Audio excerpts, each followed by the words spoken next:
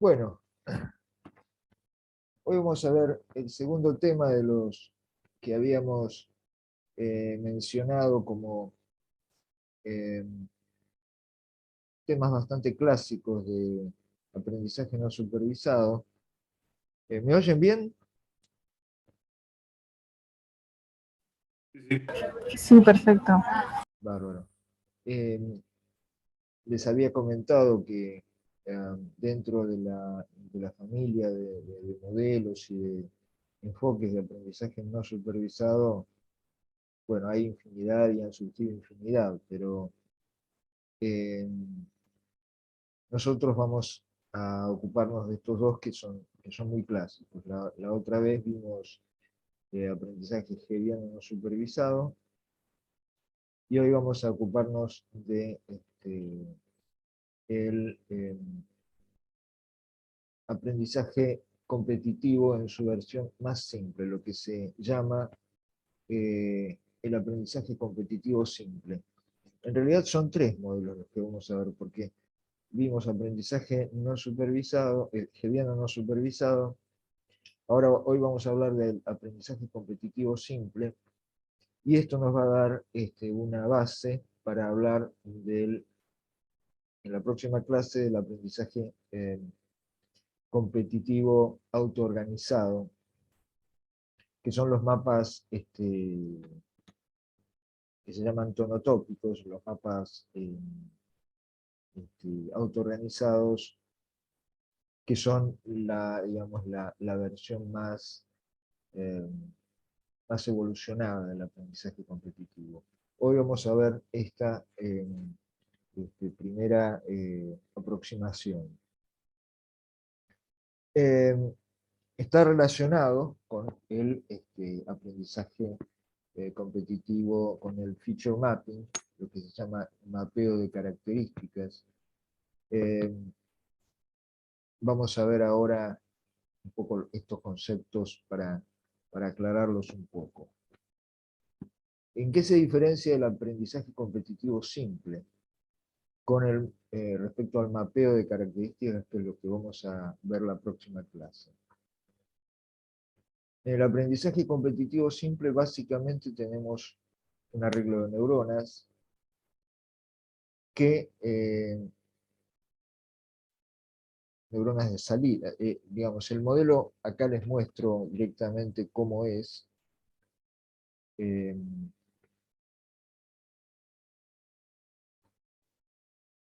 Ahí vamos. Como ven, es un modelo típicamente, digamos, parecido al perceptrón, la misma arquitectura, ¿no? Ya pueden ver que las neuronas de salida están numeradas y digamos que el orden en que se las numera es irrelevante. Es decir, uno podría cambiarlas, permutarlas, y su función y la forma en que se calcula su salida serían las mismas. En ese sentido decimos que no impera, no rige ningún tipo de orden topológico, de relación topológica entre las neuronas de salida. Vamos a ver que en los mapas tonotópicos o mapas autoorganizados de la próxima clase, lo que se agrega es justamente eso, y vamos a ver en la próxima clase qué propiedades importantes aparecen. En el caso de este modelo, aprendizaje competitivo simple, en principio vamos a considerar que las entradas y las salidas también son binarias. Vamos ahora a ver un poquito de cómo funciona, ¿no? Pero antes, eh, veamos la primera diapositiva, ¿no? Creo que es la primera. No, no era la primera, era la segunda. Eh,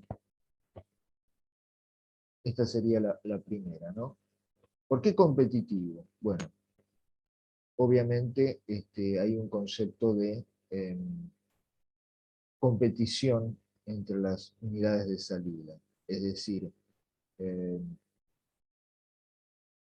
no como en el típico enfoque supervisado de los perceptrones básicamente eh, multicapa, los simples obviamente como caso particular también, donde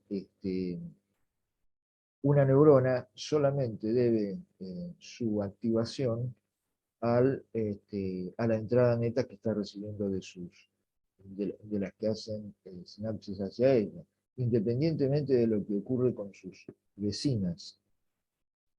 En este caso no, en el caso del aprendizaje competitivo en general, lo que ocurre es que se considera que hay digamos, un total de recursos sinápticos disponibles y las unidades de salida de alguna manera van a competir por ese recurso. Esto puede implicar que solamente se activen algunas unidades de salida, que alguna unidad de salida sea la que más activación recibe y sus vecinas cercanas reciban menor activación, que va a ser el caso justamente de los mapas autoorganizados que vamos a ver en la próxima clase, o el caso más simple, y, y en este caso, y este es el caso, eh, hay una unidad de salida que va a ser la que se lleve todos los recursos y sea la que se activa, mientras que las otras van a quedar inactivas. En cada unidad de tiempo me refiero siempre. Esto se llama, en inglés es winner takes all, el ganador se lleva todo. Básicamente el objetivo de estos modelos es, tanto de los modelos de competitivo simple como de los modelos feature mapping o autoorganizados que vamos a ver en la próxima clase, es básicamente todas tareas que tienen que ver con agrupar, con categorizar, encontrar clases en los datos de entrada, obviamente aprender a correlacionar, a encontrar correlaciones entre las distintas dimensiones de la entrada, obviamente, como ya habíamos mencionado cuando hicimos la introducción al aprendizaje eh, no supervisado, esto requiere, al no haber supervisión, requiere un cierto grado de redundancia en en la información de la entrada, en cómo se presenta el muestreo de la distribución de entrada. La utilidad principal es lo que se llama la cuantización vectorial, que simplemente, para decirlo simplemente, es elegir un representante por clase, asumiendo que la distribución de entrada se puede dividir en clases por ciertos criterios de alguna métrica que se define en la entrada, y la cuantización vectorial implica que yo tenga un representante destacado por cada una de esas clases, que en general se asocia al que más cerca está del valor medio de esa clase. Con lo cual, esto permite tareas muy generales de compresión, es decir, codificación, eh, reemplazando el valor de cualquiera de los elementos de una clase por el de su representante, es decir, los pesos de su representante, y de esta manera haciendo una suerte de codificación con pérdida, obviamente, de información, porque salvo que uno justamente transmita la entrada exacta que fue elegida como representante de esa clase, todas las demás se van a parecer un poco. La idea es que se parezcan lo suficiente como para que el ruido introducido no arruine la, la función que se espera que desempeñe. Entonces, bueno, las aplicaciones se relacionan todas más o menos con esa idea, ¿no? Aproximar funciones, procesamiento de imágenes, en el sentido de poder comprimir una imagen haciendo que sea mucho más fácil de transmitir o de almacenar o de recuperar, análisis estadísticos en general, sirven en algunos casos para optimización combinatoria. Son todas aplicaciones que dan un espectro bastante amplio, pero que todas tienen como común denominador esta idea de encontrar prototipos, un prototipo por clase, que ayude a disminuir la complejidad de la representación, ¿no? Eh, bueno, decíamos que este aprendizaje competitivo simple que vamos a ver hoy se caracteriza porque las neuronas de salida, bien compiten, por eso es competitivo, no tienen relación geométrica entre sí, son una lista, como habíamos visto en los perceptrones. En cambio, en el feature mapping es esto, mapeo de características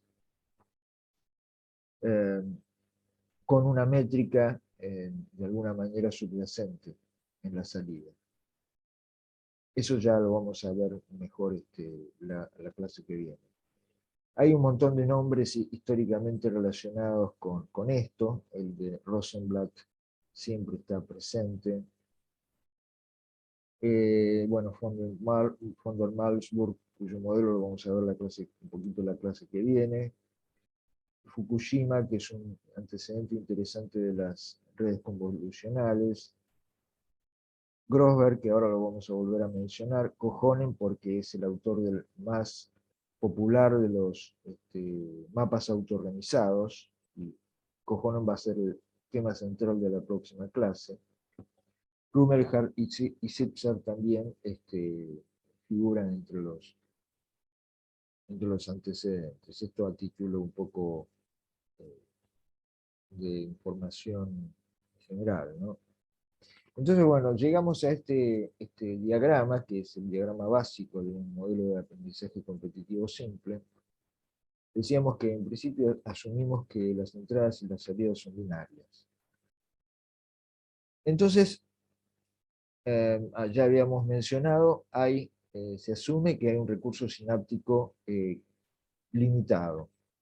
Es decir, esta neurona no se va a activar simplemente porque su entrada neta, debida a estas n componentes de entrada, le da una cierta entrada neta que permite superar un umbral en la función de activación.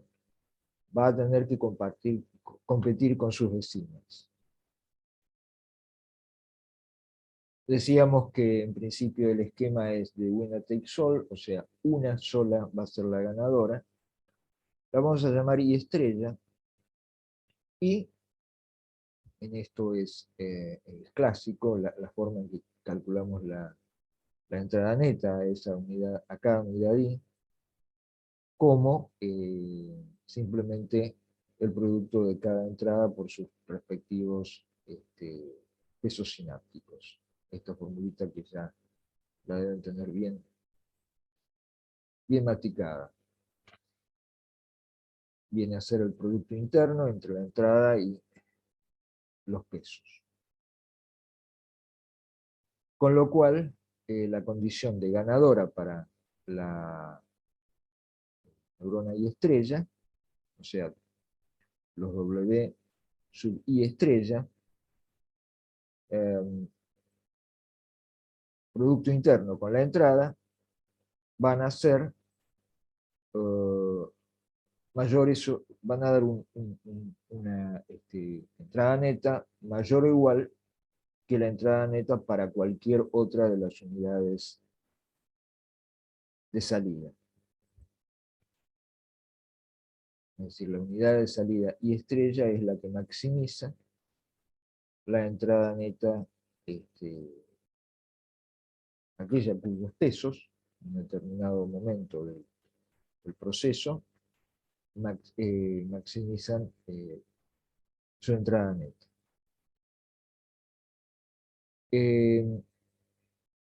Esta es otra manera de presentarlo, decir que si en el caso de que las unidades estén los pesos estén normalizados,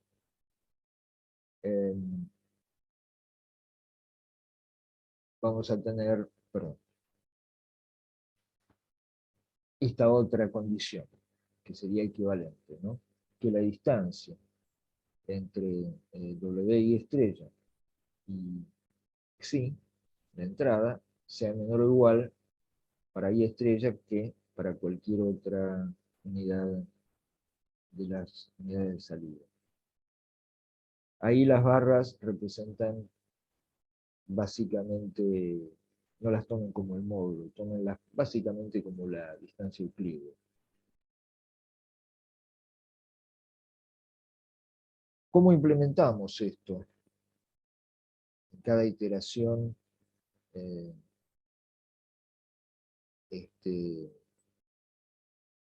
la red funcionando, por supuesto, ¿no? Suponemos en principio que la red está en cierto estado funcionando. Ahora después vamos a ver cómo aprende.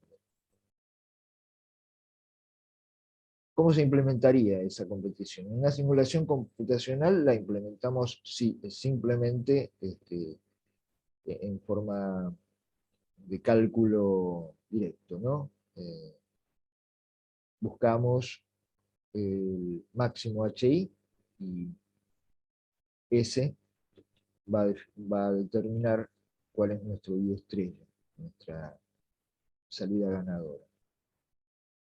¿Cómo sería en una red real? Bueno, se puede ver que hacer eso, que acabamos de decir, digamos, calcular la salida que maximiza la entrada neta, es lo mismo que imponer, además de las conexiones sinápticas que tenemos acá, las que van desde la capa de entrada a la capa de salida, imponer conexiones laterales.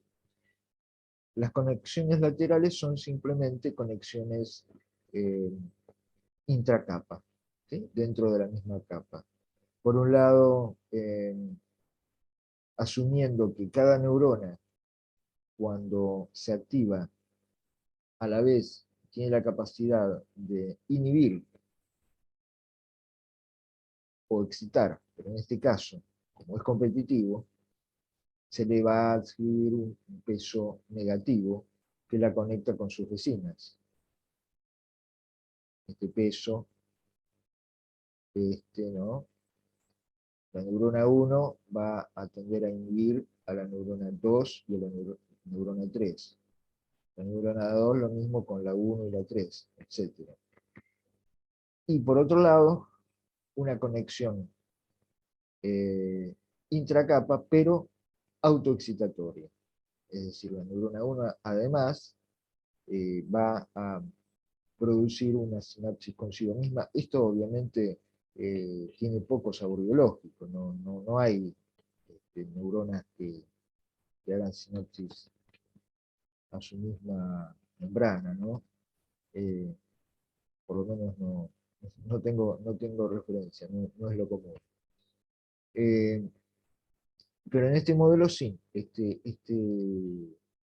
conexionado autoexcitatorio de las neuronas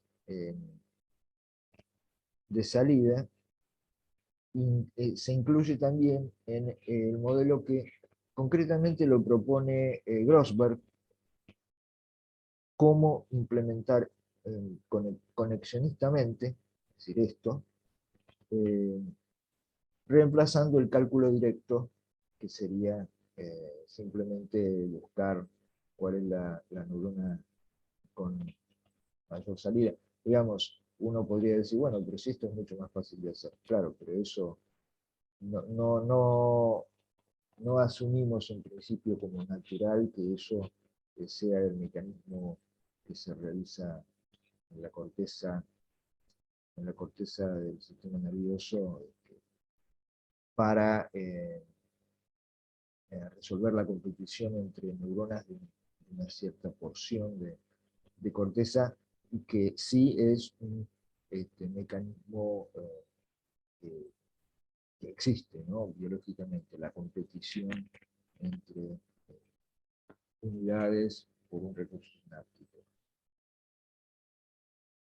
Eh, bueno, ¿cómo aprende el modelo este modelito bastante simple, como ustedes lo ven, lo pueden ver? Eh, Nuevamente uno puede empezar planteando una regla ingenua de aprendizaje, una regla, podríamos decir que es básicamente hegeliana, ¿no? Porque acá está, o sea, ¿cuál sería? Sería que yo vengo en una determinada iteración del proceso, con mi entrada, sí, mu indica que se trata de un ejemplo particular, un patrón particular seleccionado del conjunto de entrada, y entonces la conexión entre la unidad de entrada J y la unidad de salida I va a ser si eh, para la ganadora, para la que maximiza, eh, va a ser el eta, por supuesto, la tasa de aprendizaje, por la conexión entre la unidad J y la unidad de salida, que en este caso es la ganadora, por eh, ella misma, ¿no? Por su valor de salida, que habíamos dicho que era 0 o 1. Por eso acá está sobreentendido, es decir, por eso digo que es hegeliano, ¿no? Es la entrada por la salida. Eh, y para todas las otras, todas las que no maximizan, que no ganaron, esas no reciben actualización. Esa sería la regla ingenua. Se actualiza solamente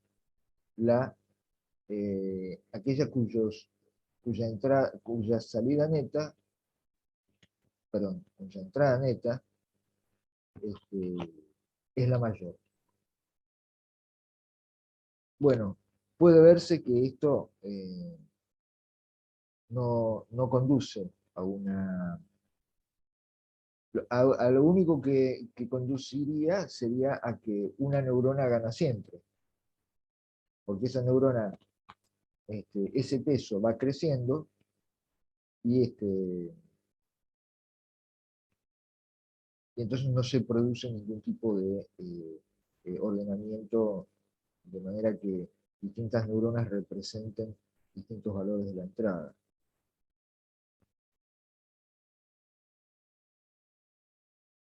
Eh, entonces una segunda propuesta, un poco más razonable, más práctica, sería que la unidad ganadora se actualizara cierto eta prima, llamémoslo, eh, como un pequeño pedacito de la diferencia entre su valor, entre el valor de la entrada eh, normalizado, es decir, el valor de la entrada, si estamos actualizando a partir de la entrada J, el valor de la entrada J para ese patrón elegido, dividido por la suma de de todas las coordenadas de la entrada. Recuerden que son todas positivas, 0 o 1. Lo estamos normalizando, de manera que la suma total de las entradas sea 1.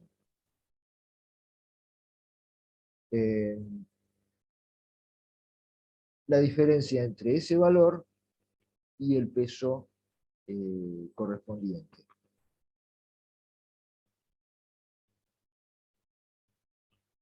Algo que, bueno, suponiendo que las entradas estas ya estaban normalizadas, nos quedaría esto, ¿sí? Con lo cual, la regla sería esta, ¿no? Es decir, el delta para modificar el peso de la entrada J a la salida I sería el learning rate por el valor de la salida por la diferencia entre la entrada y el peso. Esto se parece mucho a la regla delta, si se acuerdan, de aprendizaje para el perceptrón simple.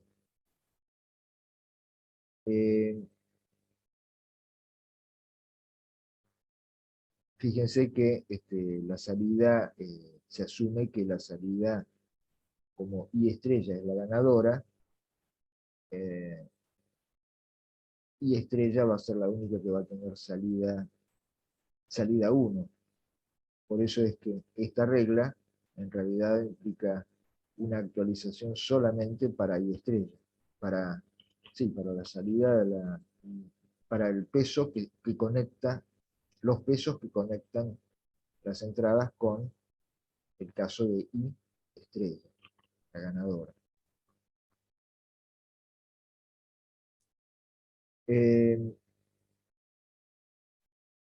Bueno, con esa regla, ¿qué pasa? Es decir, ¿cómo sería el proceso para entrenar esto? Uno tiene el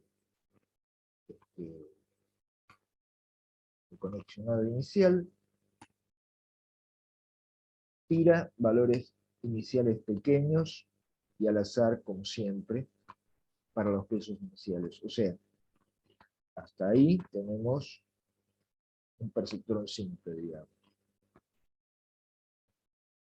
Segundo paso, elegir un patrón de entrada y presentárselo a la red, a partir de una distribución determinada, llamémosla P de Xi.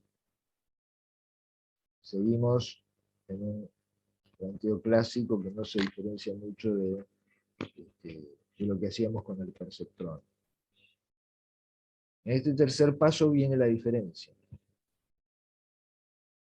No se van a activar todas las salidas. Va a haber una ganadora, que va a ser la que maximice la entrada neta, su entrada neta con respecto a todas las demás en ese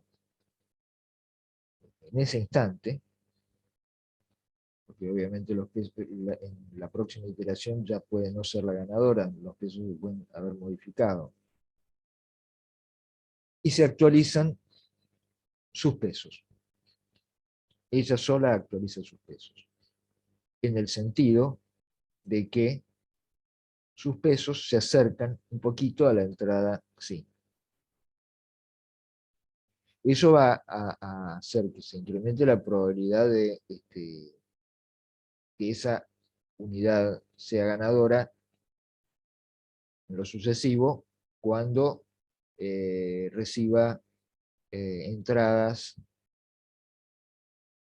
la misma entrada o parecida. En general, si es una distribución de entrada continua, la probabilidad de que justo entre de nuevo el mismo valor es muy baja, salvo que uno tenga ya un conjunto muy limitado con valores repetidos, pero en general uno agarra al azar un valor generado al azar de la distribución de entrada. Entonces, para cualquier valor parecido, en este paso de acercar un poco los pesos a la entrada que recibió, eh, se va incrementando la probabilidad de que otras entradas cercanas, ahí ya empezamos a tener la idea de cómo se arma la clase, ¿no? Entradas cercanas también activen, hagan ganadora a esa misma unidad. Y ahí termina un paso de aprendizaje. Entonces se vuelve a elegir otro patrón de entrada, etc.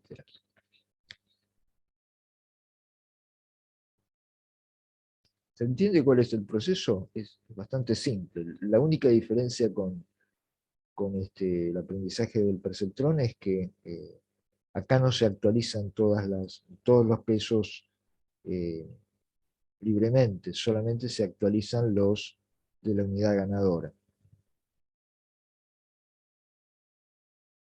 A ver si hay preguntas.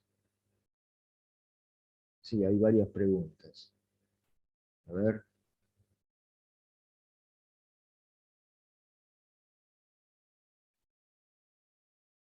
A alguien que no le funciona el micrófono. Se resolvió.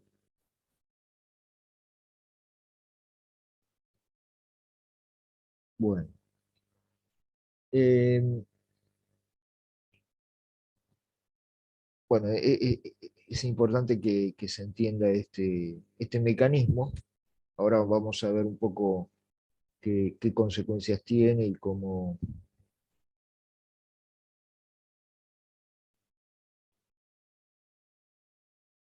sigue esto, ¿no? Entonces, este esquemita puede ayudar a ver lo que tal vez ya van incluyendo, ¿no? Eh, si uno tiene una distribución, en este caso se dibujó una especie de distribución que recorre, que se agrupan las entradas sobre una especie de esfera. Eh,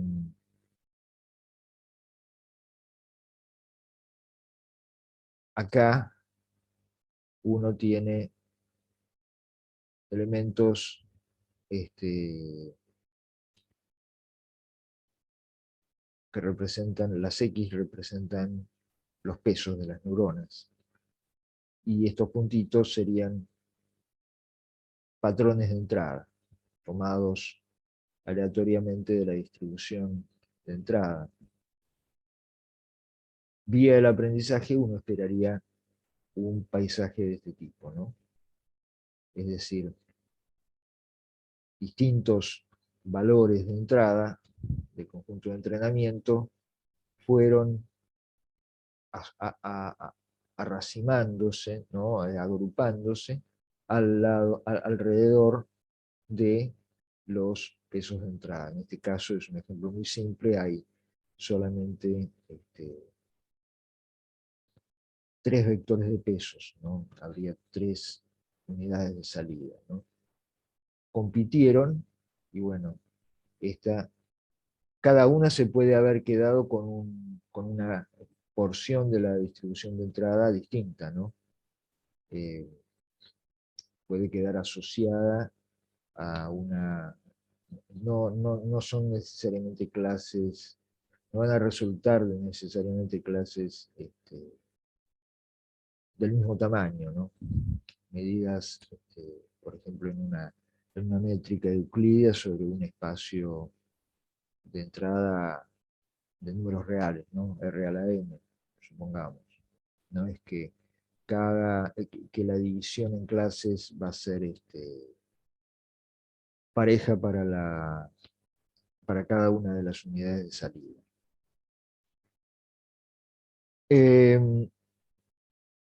Bueno, acá abajo se enfatiza en esto que les decía, ¿no? La muestra tiene que ser representativa, tiene que ser al azar, digamos, el muestreo.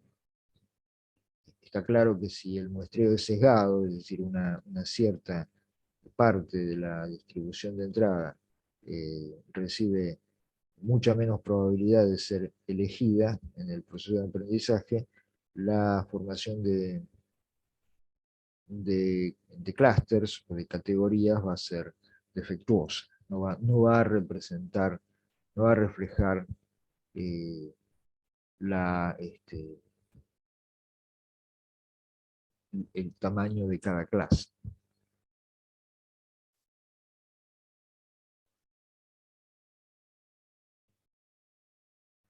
Bien,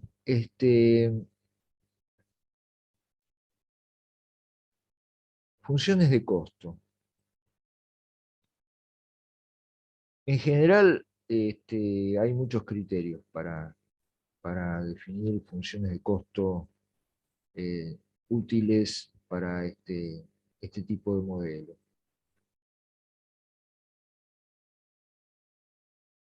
Tenemos esta función de costo estándar, ¿no? Ya la conocen bien.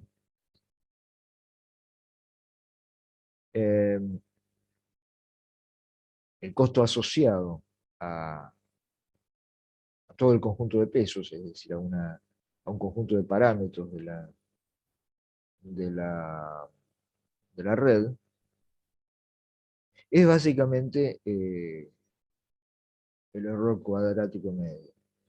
Es decir, ahora vemos lo que es M sub I supra mu. O ahora lo vemos ya. Es lo que se llama la matriz de membresía. Es decir, es una matriz que para una unidad de salida I y un patrón determinado mu,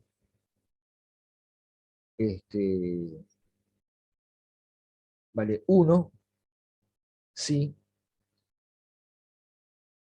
la neurona ganadora para ese patrón era la neurona I estrella, ¿no?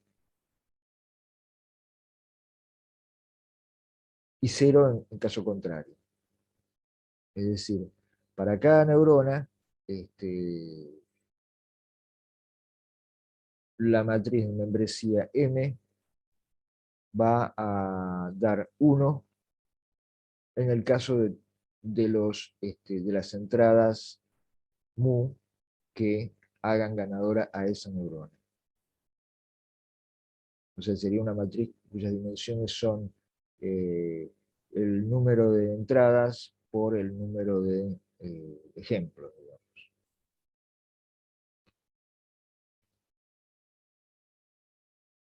Entonces, agregando este, el valor de la matriz de membresía en la fórmula del error cuadrático medio y sumando sobre, obviamente, I, J, entradas, salidas, entradas, y todos los ejemplos de entrenamiento, uno tiene la fórmula clásica, ¿no? Que acá es simplemente decir, bueno, sumar la diferencia en norma cuadrática de cada patrón de entrenamiento con respecto a su neurona ganadora, a la neurona que ese patrón hace ganadora para un determinado momento del aprendizaje, ¿no? Obviamente M va a ir cambiando, porque en cada paso de entrenamiento se van modificando los W y J, cambia el ejemplo que se presenta, por lo tanto esta matriz de membresía va cambiando. Entonces, si uno tiene formulada el error cometido en cada paso de entrenamiento de esta forma, puede nuevamente, en la forma clásica, aplicar el descenso por gradiente, ¿no? Es decir, hacer la derivada parcial de este, de la función de error y moverse con el signo cambiado, agregando la learning rate, y obviamente siempre cuidando de que ese learning rate no desequilibre la convergencia, ¿no? Bueno, y ahí tenemos armada la cosa. ¿A qué se puede asegurar que esto converge? Bueno, a un mínimo local de la función de costo, como, como clásicamente teníamos cuando aplicábamos el descenso por gradiente en el perceptrón, y en particular el backpropagation, que no es más que un descenso por gradiente eh, vía regla de la cadena, ¿no? Eh, bueno, acá lo mismo. Eh, Adecuadamente controlada la velocidad de convergencia, podemos asegurar que convergemos a un mínimo local. Es decir, un ordenamiento parcial. Tal vez reiniciando el proceso con otros valores al azar de los, de los pesos, se alcanza un mínimo local mejor, lo cual quiere decir un ordenamiento, una clasificación más adecuada para la estructura de la entrada, ¿no? Para encontrar clases en la entrada.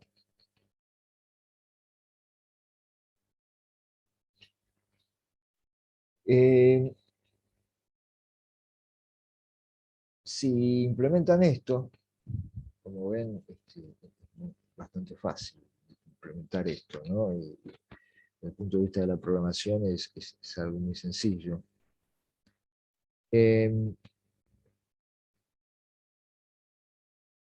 Se van a encontrar con un problema. Que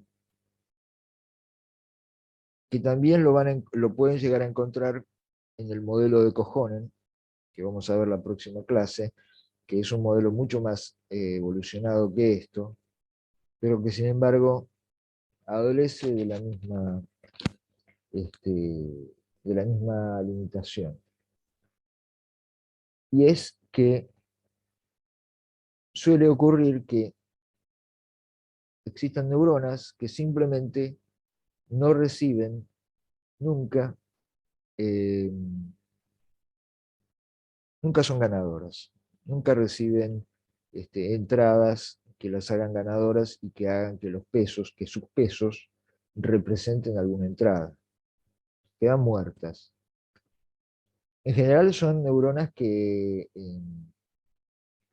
tienen pesos de entrada que al elegirlos al azar quedaron eh, como, llamémoslos, outliers, es decir, pesos que quedaron muy lejos del valor medio de la distribución de los pesos de entrada. Esto se puede resolver, ¿no? Una forma bastante obvia es no tirar al azar los pesos de entrada, completamente al azar. Tomar al azar la distribución de entrada, tomar entradas, elementos de la distribución de entrada, y tirar pesos con esos valores. Ustedes pueden decir, bueno, pero eso es hacer trampa, ¿no? Y no, es acelerar el proceso de aprendizaje, ¿no? Otra vez, esos pesos de entrada tomados de la distribución de entrada estar tomados bien al azar, aleatoriamente, ¿no? Porque si no quedaríamos en la misma, digamos. Eh, una solución que ya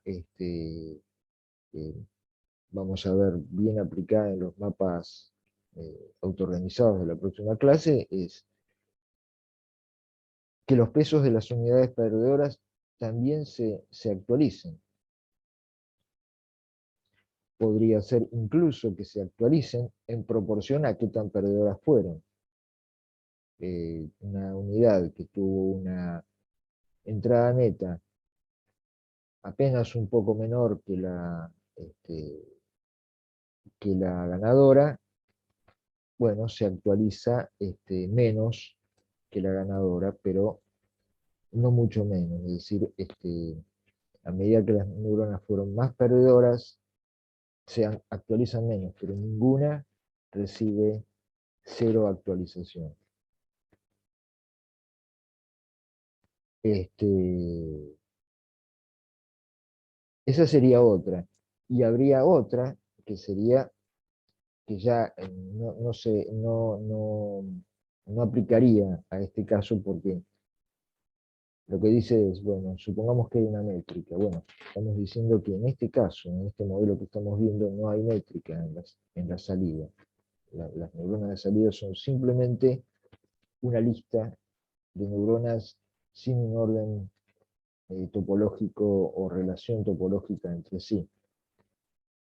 En el caso de que hubiera una métrica, según cercanía al ganador, a la unidad ganadora, las que están más cerca se actualizarían, recibirían más actualización. Esta es la esencia de los mapas autoorganizados que vamos a ver la próxima clase. En este caso que estamos viendo ahora, no hay esa métrica, así que las soluciones pueden ser una combinación de esta, tirar pesos con muestras de la distribución de entrada, con esta. Actualizar las unidades perdedoras también con un eta decreciente. Bueno, en el Hertz en particular da otras estrategias.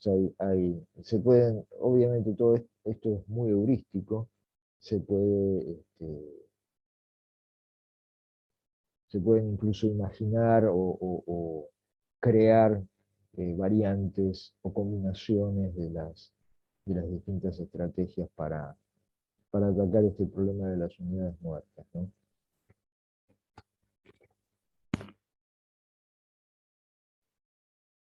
Bueno, ¿cuál sería un poco el comentario, digamos, los comentarios críticos con respecto a este modelo de aprendizaje competitivo?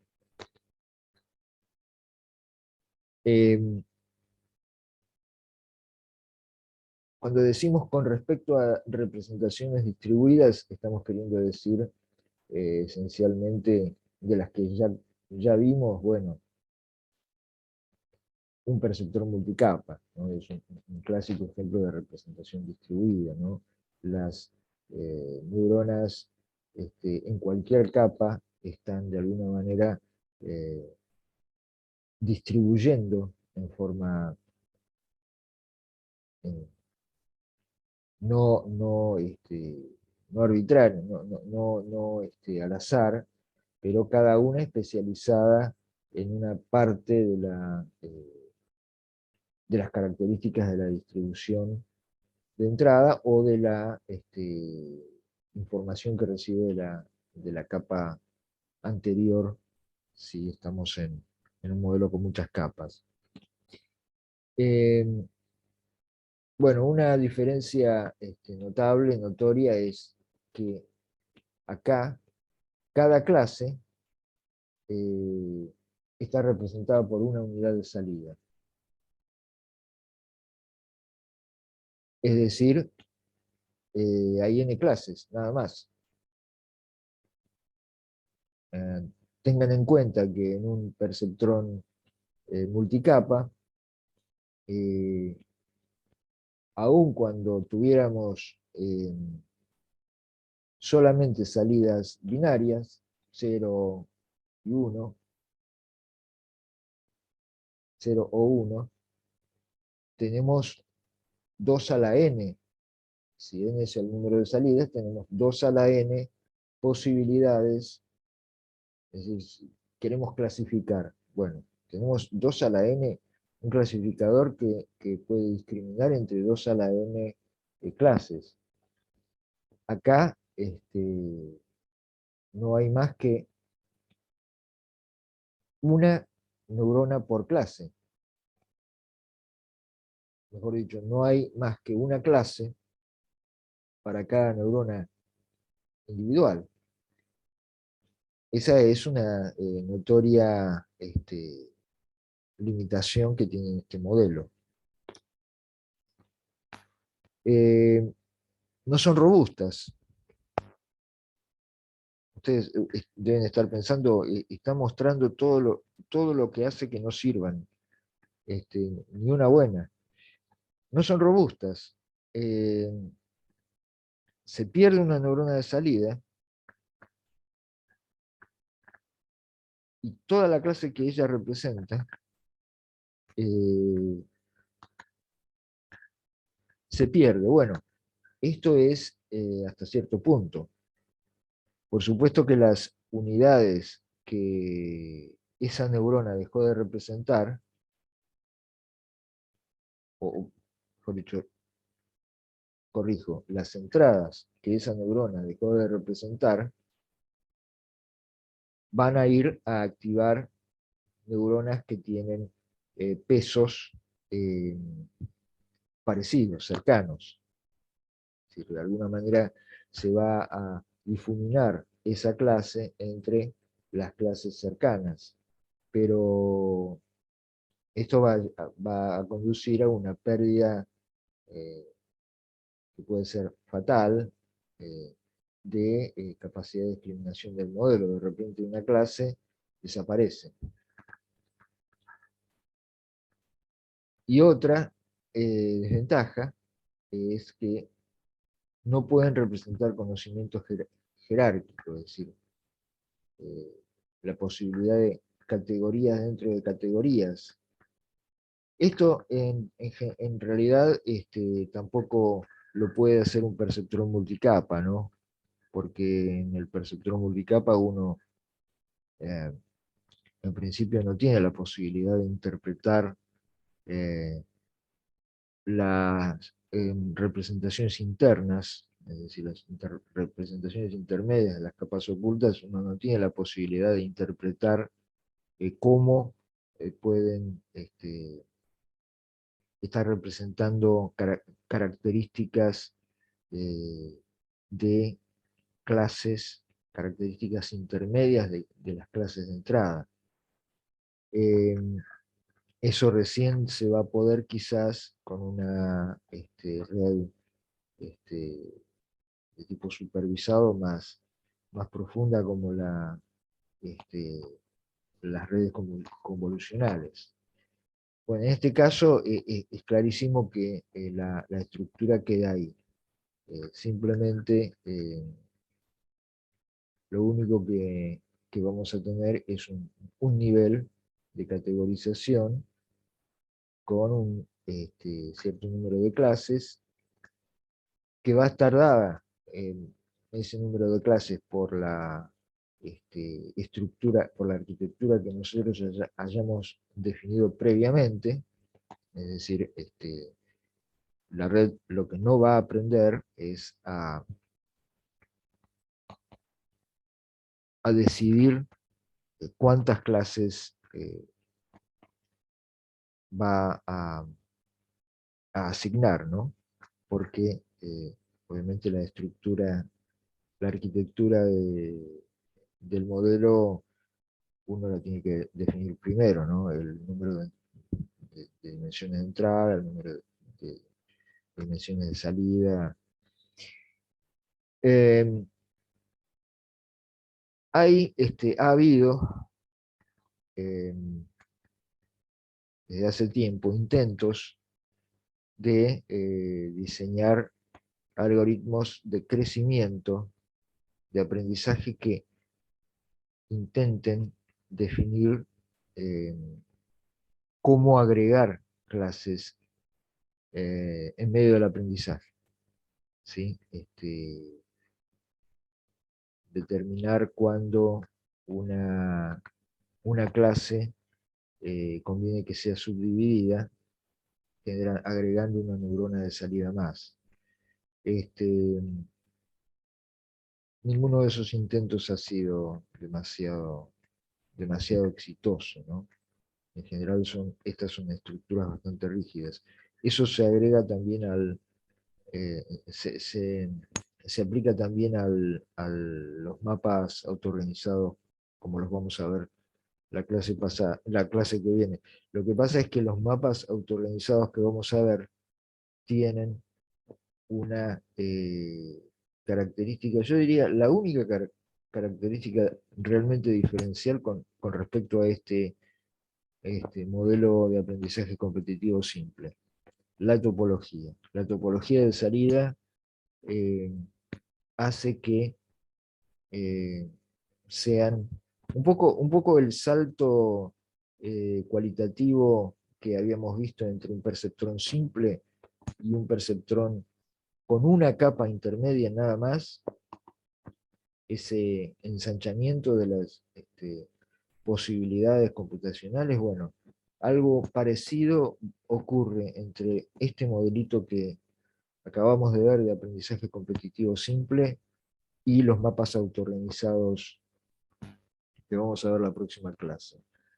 Con un simple, bueno, había que imaginarlo, había que poder implementarlo y saber cómo, este, con ese agregado de una métrica, de una topología sobre la salida, eh, se produce también un salto cualitativo en las posibilidades de representación de clases, en las posibilidades de categorización, prototipado, codificación, eh, que hace que bueno, los mapas autorrealizados hayan sido usados eh, muchísimo en distintas aplicaciones, en distintas eh, disciplinas, en ciencias sociales, eh, en otras ciencias duras, meteorología, geología, este, han sido muy populares, muy utilizados. Pero este modelo de aprendizaje competitivo simple de hoy sirve para entender cuál es la base, ¿no? Este, Creo que era importante dedicarle una clase, así como el perceptrón simple merecía una clase para eh, introducir los fundamentos del modelo más avanzado, ¿no? Bueno, esta clase termina acá. No, hoy fue cortita, así que tenemos bastante tiempo para todo lo que quieran consultar. Eh, a ver si ya tenemos alguna consulta. No. O sea que fue una clase clara. Voy a cortar la grabación o la voy a pausar.